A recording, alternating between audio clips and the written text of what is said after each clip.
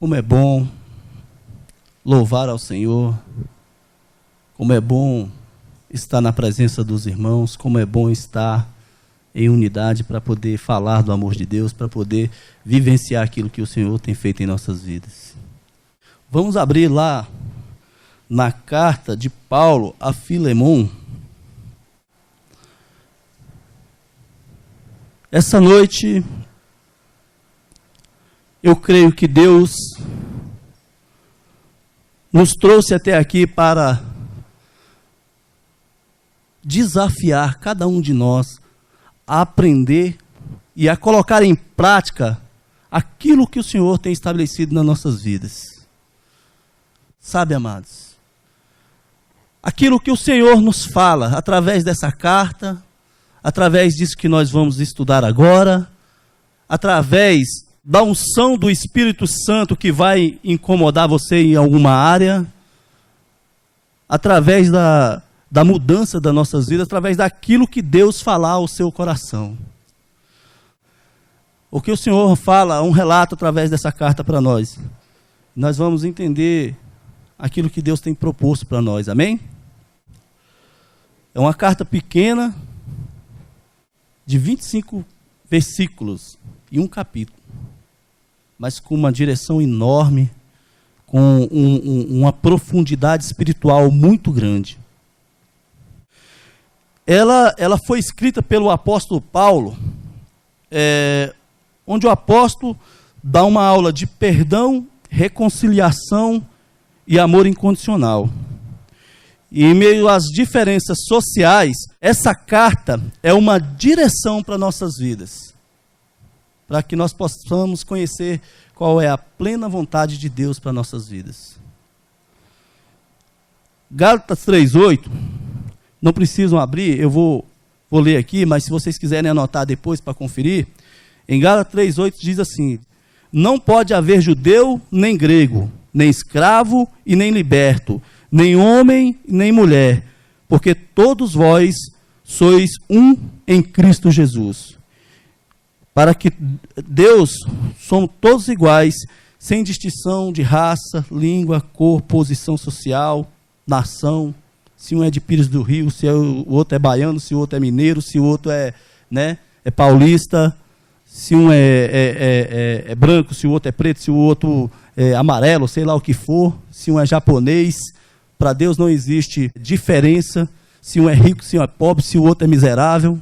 Para Deus não existe diferença no meio do povo dele.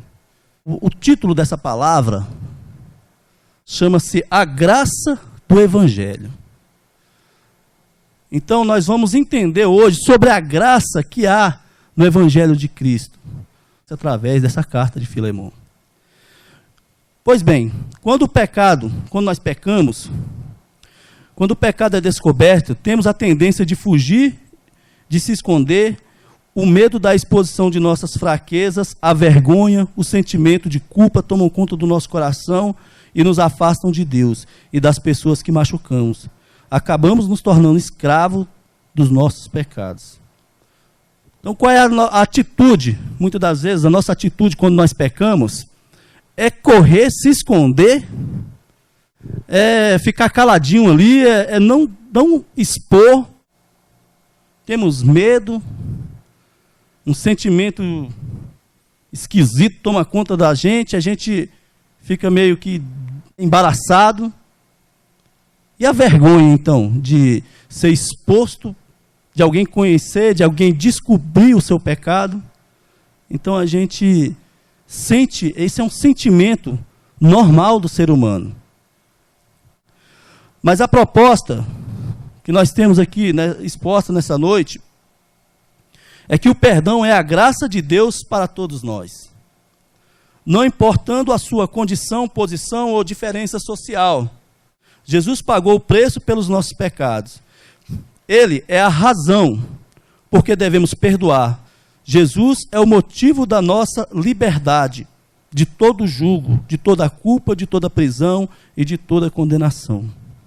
Jesus, amado, Ele é o único e o maior motivo da nossa liberdade de toda a acusação, de tudo aquilo que nos julga, de tudo aquilo que tem nos acusado. Jesus é o centro do Evangelho. Jesus é a chave para o perdão, é a chave para a restauração. Em Jesus nós encontramos a reconciliação e o perdão. Paulo relata nessa carta que ele está enviando um homem chamado Onésimo. Onésimo era um escravo que fugiu e que acabou se encontrando com Paulo. Mas nós vamos, antes de prosseguir, de falar de Onésimo, vamos falar como era a situação da escravidão naquela época, da escravidão daquela época. Um escravo naquela época não tinha direito algum. Ele vivia no domínio do seu senhor, comia o que ele dava, dormia onde ele determinava, usava o que ele queria, podia ser castigado de todas as formas, e quando ele fugia, era resgatado e recebia como selo uma marca na testa com um F de fugitivo. Ou podia ser condenado à morte para servir de exemplo para os outros. Então, um escravo, ele era tido como se fosse um animal doméstico, criado para executar as tarefas domésticas e para suprir as necessidades ali do seu senhor. Um escravo, ele não tinha família, os filhos que eles tinham eram vendidos, eles não tinham um casamento, porque tudo era determinado pelo seu senhor. O casamento na vida de um escravo era uma possibilidade muito distante. Ele não tinha esses privilégios. Não tinha o privilégio de ter uma família. Não tinha privilégio de ter dignidade. Não tinha privilégio de ter nem a própria liberdade. Não tinha privilégio algum. Um escravo, quando fugia, recebia como selo um F na testa. Né? Fugitivo, fujão, alguma coisa assim. Isso porque quando o dono era misericordioso e não queria tirar-lhe a vida para que ele pudesse servir de exemplo para que os outros não fugissem. O seu senhor tinha todo o direito de tirar-lhe até a vida daquele escravo. Então era um sofrimento muito grande. E antes de nós prosseguirmos adiante também, eu queria esclarecer também que Jesus também, ele pegou essa parte onde havia os escravos, mas ele não pregou contra a escravidão. E muitas pessoas falam, mas como assim Jesus veio e ele então ele aceitava a escravidão, ele achava isso normal, isso era certo, não era? Por que Jesus é o quê? Um homem cruel? Por que Jesus não combateu isso? Por que Jesus não se levantou contra essa atividade daquela época? Antes da gente prosseguir, é preciso a gente entender que Jesus não foi um rei político. Jesus não foi político, mas Jesus ele veio trazer liberdade, salvação, reconciliação, perdão. Trazer uma pregação contra a escravidão naquela época era arrumar uma bagunça. Se Jesus tivesse trilhado esse caminho, talvez o evangelho jamais teria tanto efeito. Porque nós iríamos entrar num debate político. Mas Jesus, em sua infinita sabedoria, sabia disso. Por isso Jesus não pregou contra a escravidão, mas ele pregou algo muito mais profundo do que a escravidão. Algo que invadia o coração do homem, e o homem fazia o quê? Doava todas as suas posses para os pobres. O homem se arrependia dos seus pecados. O homem se arrependia da forma como ele tratava um empregado, um escravo, a esposa, o filho. Esse é o evangelho, essa é a proposta do Senhor. Não por pressão, mas sim por puro amor. Onésimo era escravo de Filemon. Nós vemos na história que Onésimo roubou e fugiu para Roma, onde acabou preso, justamente onde estava preso o apóstolo Paulo e Epáfras, fundador da igreja de Colosso. Então veja bem, Onésimo era escravo de Filemon. Filemon, amigo de Paulo. Onésimo rouba Filemon, foge para Roma, porque em Roma existia uma multidão de escravos que fugiam, e naquele meio ali, ele então tentava se esconder, porque talvez ele não seria conhecido, mas acaba sendo preso e levado para a prisão, e se encontra exatamente com quem? Com Paulo e Epáfras. E o mais interessante nessa história, quem conheceu Onésimo, o escravo Onésimo, foi Epáfras. E Epáfras era quem? Era o pastor da igreja de Colossos, que estava juntamente preso com Paulo em Roma. Continuando, Filemon. Filemon, quem era Filemon? Filemon é um rico senhor de escravos, morador da cidade de Colossos, esposo de Áfia e pai de Arquipo, pastor da igreja de Colossos, convertido a Cristo pelo ministério de Paulo, homem de confiança. Paulo o chama de irmão amado, colaborador e companheiro. Mas espera aí, eu não falei que Epáfras era o pastor da igreja de Colossos? Quem é Arquipo, então? Quem é Áfia? Filemon, aí agora vamos para a gente entender a história, tá, amados? Filemon, amigo de Paulo, Epáfras era o pastor da igreja de Colossos. A igreja de Colossos se reunia na casa de Filemon. É o que nós fazemos hoje, nas células. E Filemon era um homem muito rico, senhor de escravos, tinha muitos escravos. E Arquipo era filho de Filemon. Está dando para entender, amados?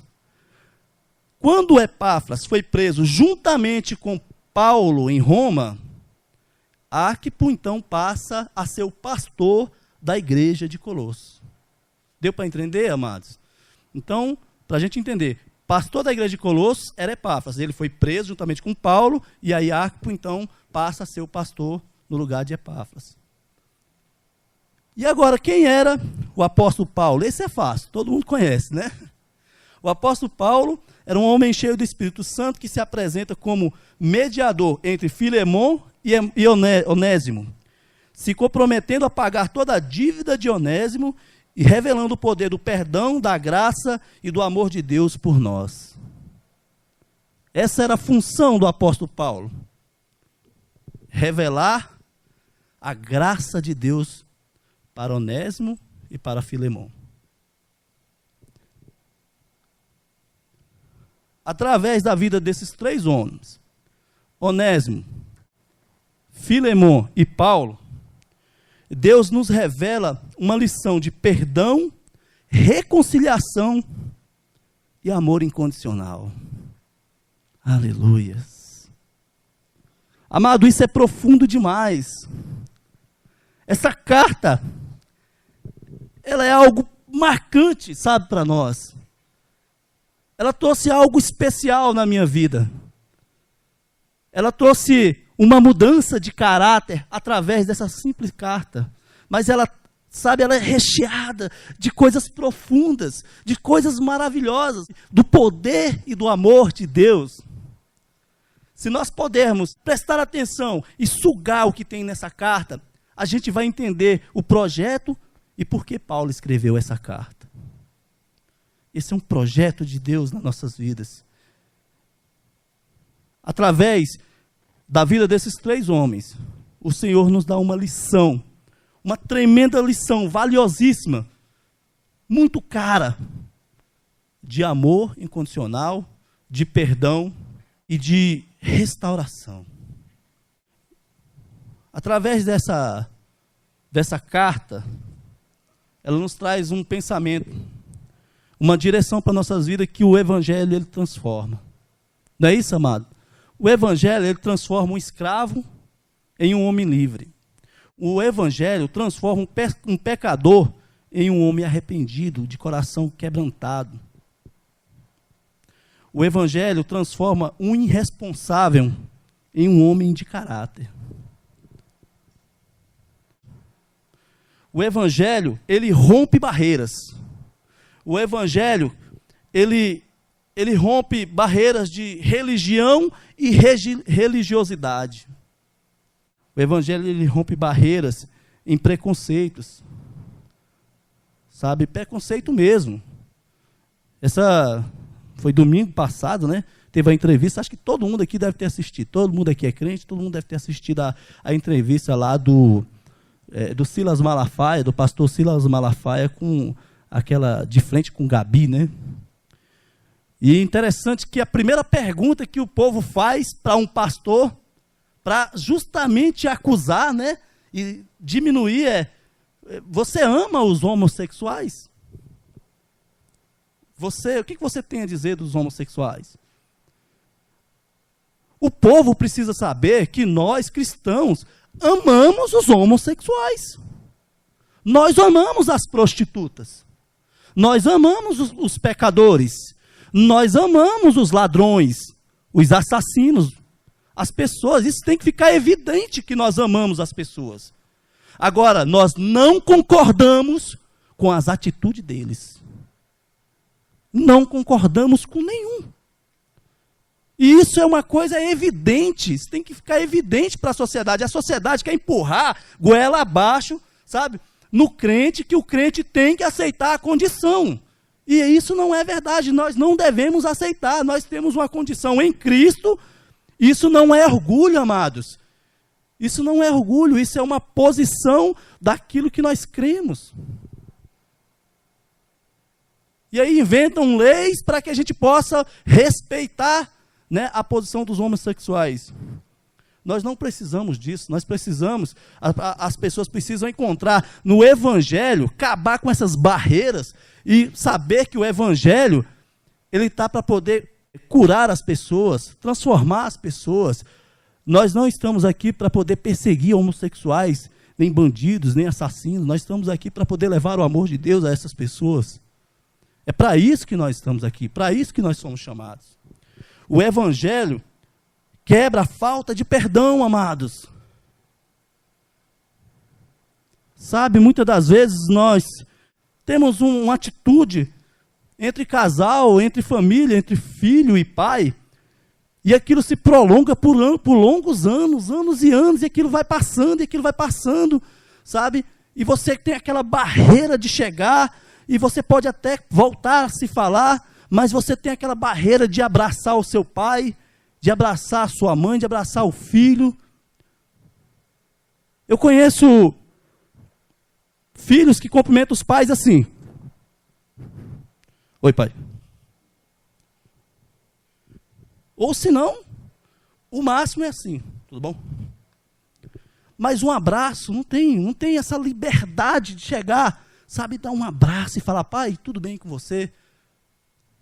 Mãe, eu te amo, mãe. Engraçado, né? Uma vez eu falei aqui que jovem é um espetacular, e é verdade, né? Você já viu como é que eles se cumprimentam? Corre, abraça, beija. Ai, amiga, quanto tempo que eu não te vejo, não sei o que, e beija, abraça, né? Desse jeito. E aí, brother, beleza? Pá, tá. Cara, saudade de você. E a gente deixa de fazer isso em casa. Muitas das vezes, por algo que a gente cometeu, por um erro que a gente cometeu, por um pecado que a gente cometeu, e isso cria-se uma barreira entre a gente, e a gente, sabe, acaba limitando a nossa liberdade de harmonia no lar, a nossa liberdade de expressar amor, de falar eu te amo. Sabe? Isso gera barreiras. Mas o Evangelho, ele é próprio para quebrar barreiras. O Evangelho de Deus é próprio para quebrar barreiras em corações endurecidos. Sabe, amado, você pode ter o coração mais duro da face da terra. Pode ser uma pedreira. Mas para o Evangelho de Deus, o seu coração é uma pedra preciosa que só precisa ser lapidado. Com amor, com cuidado. Você é valioso para Deus. O Evangelho de Deus quebra a barreira, amado. Jó 11, 16, 19. Aqui a palavra de Deus está nos dizendo que você vai poder ser claro como o sol do meio-dia. Sabe o que é isso, amado? Ele está dizendo que você pode ser transparente. Ele pode estar dizendo que você não tem nada para se esconder, que a sua vida é luz e não trevas. Ele está dizendo que você brilha no amor de Deus. A palavra de Deus está nos dizendo que você vai poder olhar ao redor, você pode dormir tranquilo, que nada vai te espantar, ninguém vai fazer você se sentir inseguro, porque você tem o poder do Evangelho transformador na sua vida. Amém? Não existe um caso irrecuperável para Deus. Quantos acreditam nisso aqui? Levante a sua mão, mas só se você acreditar mesmo. Você acredita que não existe um caso irrecuperável para Deus? Eu acredito. Não existe. Tudo que é colocado para o Senhor é recuperável. Não existe poço mais profundo que a graça não possa alcançar. Qualquer que seja o seu pecado, ele não é maior do que a graça do perdão de Deus.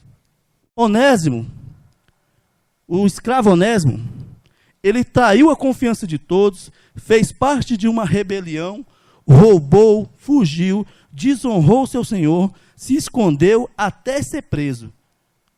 Usando uma linguagem aqui policial, né? A casa caiu. Onésimo agora foi preso. Onésimo roubou Filemão, porque foi o seguinte, quando Onésimo estava saindo da casa de Filemão, ele estava fugindo, né? Um escravo fugitivo. Então, antes de fugir, ele foi lá, ó, roubou uns ourozinhos lá, umas pratas, uns negócios, né? Para poder fugir. Foi uma desonra muito grande para Filemão. Para um homem cujo filho era pastor e a sua casa abrigavam os do Senhor. Onde a sua casa servia para pregar o evangelho. Então veja que imprensado Filemão se encontrou agora. Pregar o evangelho, a graça de Deus, o perdão. E agora, na prática, como seria? Onésimo foi capturado e o que parecia liberdade, agora se tornava motivo de tristeza. Uma angústia tomava conta do seu coração. Um sentimento de desprezo surgia no seu interior. A vergonha de ser capturado e exposto, com certeza lhe faziam as lágrimas correrem em seu rosto. E o medo da condenação tomava conta da sua alma. Para Onésimo, só lhe restava esperar castigo até a morte. O fundo do poço tinha chegado na vida de Onésimo. Quantos de nós, amados, não somos verdadeiros Onésimos? Quantos de nós, amados, para estarmos aqui nessa noite, não chegamos no mais profundo do poço? Eu posso dizer isso de mim mesmo. Antes de estar aqui, eu já estive lá no fundo do poço. Eu estive lá. E olha, amado, não tem coisa pior do que estar no fundo do poço. Nessa hora, meu irmão, nessa hora bate desprezo. Nessa hora você só tem como companheira a solidão. Nessa hora você só tem como companheira acusação, sentimento de ninguém, você não é nada. Você é o pior de todos os homens, você é um lixo.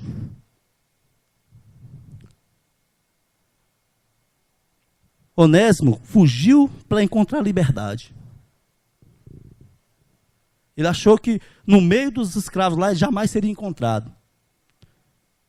E quando, na verdade, ele tinha chegado no fundo do poço. Imagina, amados, a alegria de Onésimo quando saiu da casa de Filemão com aquele saco de dinheiro, fugindo. Com certeza deve ter roubado um cavalo, né? E fugiu. E lá, quando ele pensava que estava livre, no oba-oba, no meio da rapaziada, ele é recapturado. Aí entra a ação divina, né? Um escravo, quando era capturado, por obrigação deveria ser devolvido para o dono. e não ser levado e preso. E automaticamente isso aconteceu na vida de Onésimo. Amados, quantos de nós buscamos respostas para os nossos erros nas coisas que não têm nenhuma direção?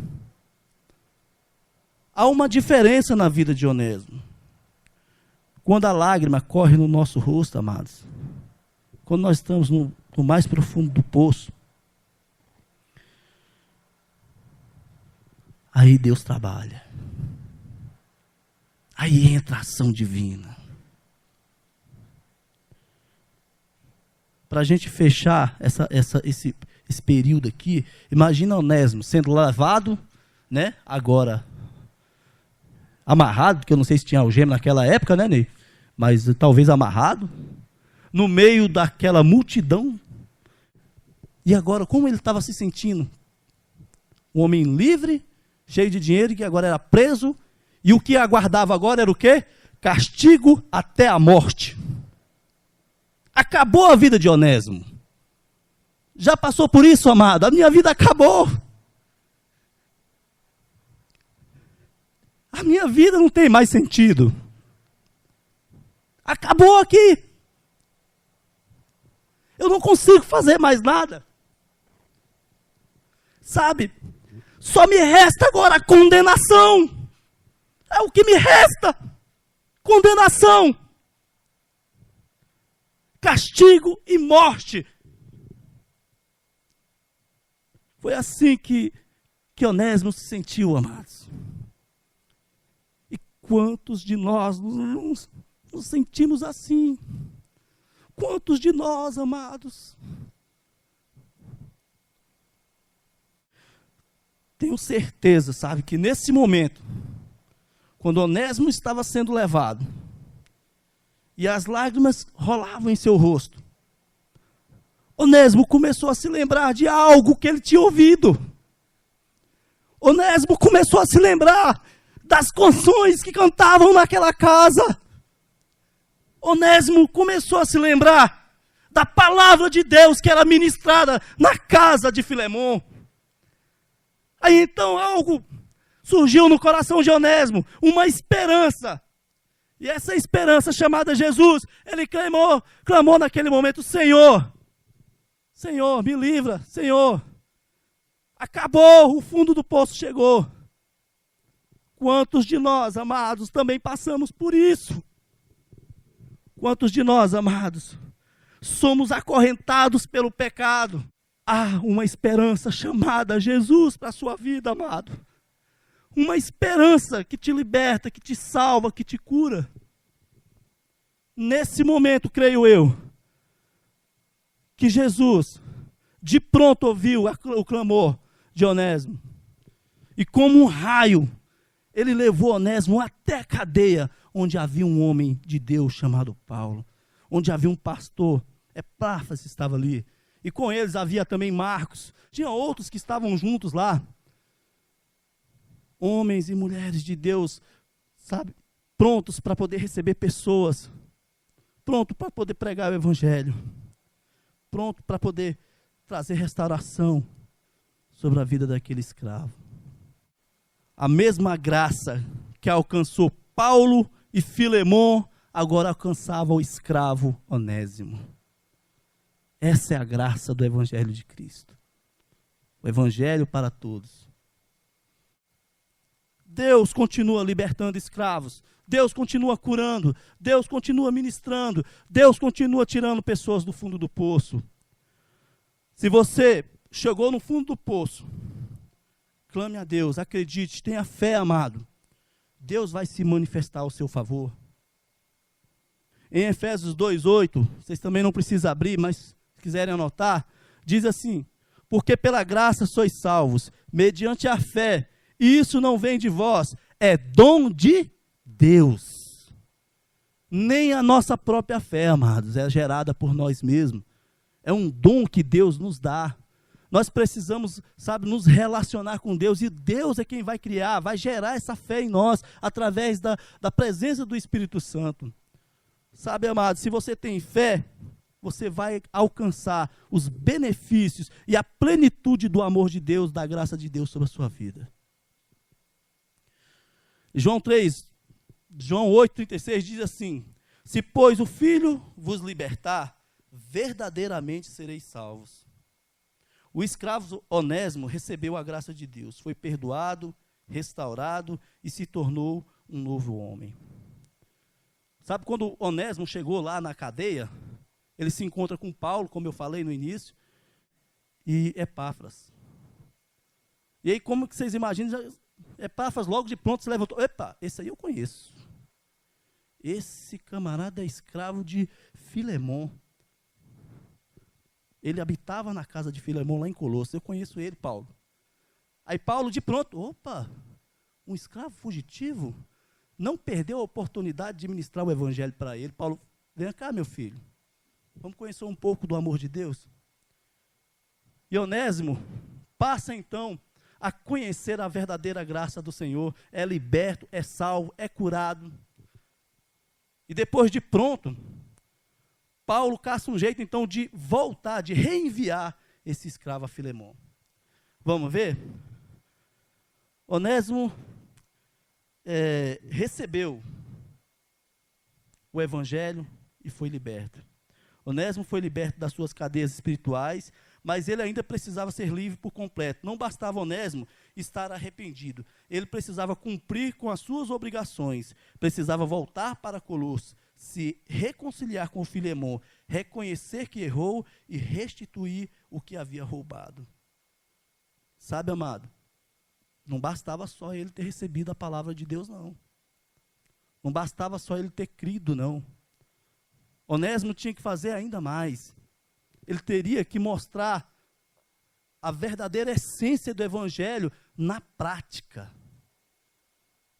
vivendo aquilo que ele tinha aprendido, colocando isso no dia a dia. Aquele que mentia, não mintas mais. Aquele que roube, não roubes mais. Não é isso? Então, Onésimo tinha aprendido isso na cadeia juntamente com Paulo. No versículo 16, Paulo intercede por Onésimo para que Filemon o recebesse não como um escravo, mas como um irmão caríssimo. No versículo 17, Paulo reforça ainda mais esse pedido. Se, portanto, me consideras companheiro, receba. Não é isso? Receba-o como se fosse a mim mesmo. Paulo sabia que para que o evangelho fosse proclamado na prática, na igreja de Colossos, precisava ser por completo. E ainda que Onésimo servia a Paulo na cadeia, em suas cadeias, ele envia novamente o escravo a Filemon. E ele diz assim: olha, Filemon, meu amigo e companheiro nas tribulações de lutas pelo evangelho da paz, eu estou lhe enviando Onésimo, que antes era inútil a ti, porém hoje ele é útil a mim e útil a você também. E eu estou lhe enviando, agora não como um escravo, mas sim como um irmão em Cristo Jesus. Te faço um pedido, Filemon, receba-o, não como um escravo, mas como um irmão caríssimo, amado. Olha, Filemon, se isso for pouco, recebe-o como a mim mesmo. Quer orientação maior que essa? Ou seja, ele pode até falar no meu lugar, porque esse é um homem restaurado pelo poder da graça do evangelho de Deus. Receba-o, Filemon, e não faça descaso dele. Receba-o como a mim mesmo. Para selar de vez o pedido, no versículo 18, Paulo se compromete a pagar toda a dívida de Onésimo, e se algum dano te fez, ou te deve alguma coisa, lança tudo em minha conta. Paulo fala, olha, Filemão, se Onésimo te deve alguma coisa, o que ele roubou, o que ele furtou, você não vai ficar no prejuízo, não. Lança para mim, eu vou te pagar tudo. E eu próprio, Paulo, te escrevo com o próprio punho, de mim mesmo a ti. Envia para mim a despesa que eu pagarei, acertarei as contas de Onésimo. Mais tarde, esse escravo, que nós conhecemos agora, chamado Onésimo, ele torna-se bispo da igreja de Bereia. Para você ver o poder da graça do Evangelho de Deus. Aquele homem que ninguém dava nada por ele, se torna então bispo da igreja de Bereia. Com certeza, Filemão deu a carta de alforria para o escravo Onésimo. Ele foi alforriado, né, que fala? Alforriado. E era livre. Enquanto Onésimo buscava liberdade nas suas próprias convicções, nos seus próprios desejos, sabe? Na sua maneira, ele continuou preso, amado. Quando ele buscou o amor de Deus e conheceu a graça do Evangelho de Cristo, ele se tornou livre para sempre. Assim como Paulo, que ainda preso, ele diz, eu sou o velho Paulo, que ainda preso, não de homens, mas preso de Jesus Cristo, sou o mais livre de todos os homens. Se você sente dificuldade, até mesmo de ser perdoado, ou de pedir perdão, se existe alguma barreira na sua vida que impede você de fazer isso hoje, ela vai cair hoje, em nome de Jesus. Não há pecado que a graça de Deus não seja maior do que esse pecado. Aonde o pecado predomina, superabunda a graça de Deus. Nada é maior do que o amor de Deus na sua vida, amado. Eu te peço, em nome de Jesus Cristo, amado, não permita que nada impeça você de receber a plenitude dessa graça. Eu te rogo encarecidamente, como uma autoridade instituída por Deus nessa noite, nesse local, amado, não impeça que o Espírito Santo de Deus tome conta da tua vida, do teu coração, que Ele restaure a tua família, que Ele te dê vestes novas, que você saia daqui hoje com a mentalidade transformada, com o coração cheio do amor de Deus, com o Espírito Santo abundante na sua vida, amado. Se você tem dificuldade em perdoar, esse é o momento, amado. Esse é o momento. Se algo tem impedido você de viver a plenitude dessa graça, amado, diga: eu não permito isso. A partir de hoje, eu jogo fora toda essa condenação. Senhor, aquele pecado que me faz distanciar do Senhor, como tem sido difícil para mim, Senhor. Senhor, me salva, me liberta. Pai, eu não consigo perdoar, Senhor, não consigo. Eu preciso, Pai, entender a graça do perdão. Que graça tão grande é essa, que nos faz entender o quanto o Senhor é generoso, o quanto o Senhor tem um propósito nas nossas vidas. Ah, Senhor, como nós somos pequenos, Senhor, como estamos, Senhor, quando nós nos colocamos diante da Tua presença, como nós nos sentimos pequenos, como nós somos dependentes da Tua graça, Jesus. Como nós dependemos aprender de Ti, Jesus. Ah, Senhor, Senhor, ensina-nos a amar. Ensina-nos, Senhor. Ensina-nos, Senhor, a fazer as Tuas obras. Deus, que o Senhor possa encontrar nas nossas vidas, Senhor, amor incondicional. Que o Senhor possa encontrar em nossas vidas, Senhor, homens e mulheres dispostos a perdoar, dispostos a ser tratados, dispostos a ser curados. Como nós precisamos de Ti, Jesus.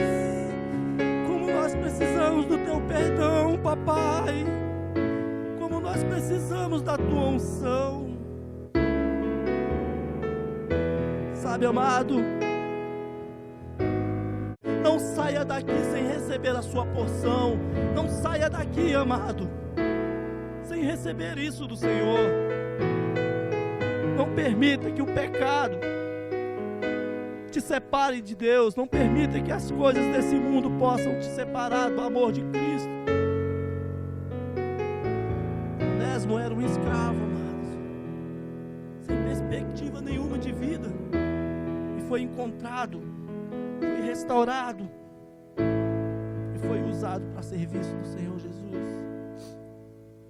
Que isso possa ser também na sua vida, amado. Eu declaro em nome de Jesus. Receba a sua porção nessa noite. Nós te amamos, Jesus, e te agradecemos por tudo que o Senhor tem feito em nossas vidas. Te agradecemos por essa palavra.